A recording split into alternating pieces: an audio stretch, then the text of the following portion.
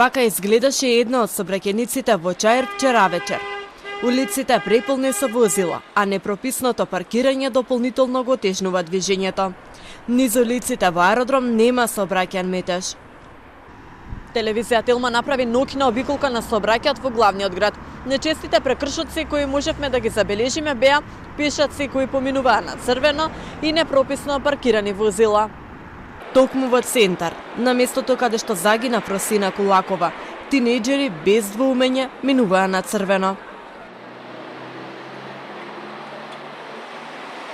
Според статистиката на МВР, во февруари биле спроведени засилени контроли на сообраќајот, а голем број прекршоци се поврзани со пешаците, непрописното паркирање и брзото возење. Експертите предупредуваат дека слабото осветлување може да биде директен фактор за зголемен број сообраќајни незгоди. Да не дозволиме пешачки премин да не биде осветлен. Во најмала рака да имаме одредено осветлување на пешачките премини. Зошто?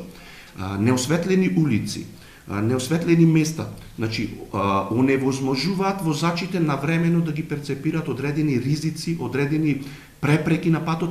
Граѓаните велат дека недоволното улично осветлување влие не само врз сообраќајната безбедност, туку и на општата безбедност. Во центарот е во ред, али треба да се поведе сметка сепак треба да се поведе сметка секаде да биде осветлено затоа што веќе завршуваат овие зимски денови, доаѓа време кога луѓето ќе почнат да излегуваат. Не е сеедно дали ќе одите во осветлена или во неосветлена улица. Не е сегде осветлено. Значи центарот и ред други улици што се близу до центарот е окей, а по населбиве не е. Доколку нема осветлување, проблем е. А може и за безбедноста е лошо. Козле, Ѓорче, не беше. Не е доволно осветлено. Доколку нема доволно добро осветлување, сметате ли дека тоа е една од причините зошто се зголемува бројот на сообраќајни незгоди во... И на криминал, и на многу други работи. Па и осветлувањето игра главна улога. Градоначалниците велат дека работат на подобрување на ситуацијата. Горан Герасимовски, градоначалникот на општина Центар, истакнува дека во завршна фаза е проектот за паметно улично осветлување, што ќе подобри видливоста и ќе ги намали трошоците за електрична енергија.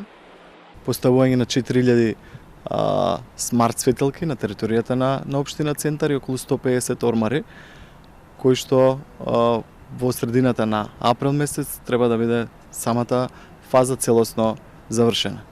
Во општина Киселавода, физибилити студијата покажала дека уличното осветлување е застарено, со светилки што трошат многу струја и создаваат дополнителни трошоци за одржување.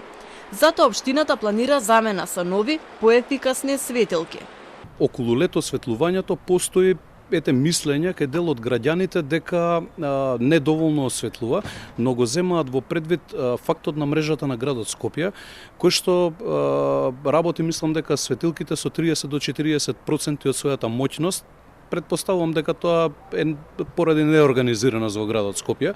И додека институциите ветуваат решенија, секојдневниот сообраќајен метеж останува реалност, каде што пешаците, возачите и надлежните треба да работат заедно за поголема безбедност на сите.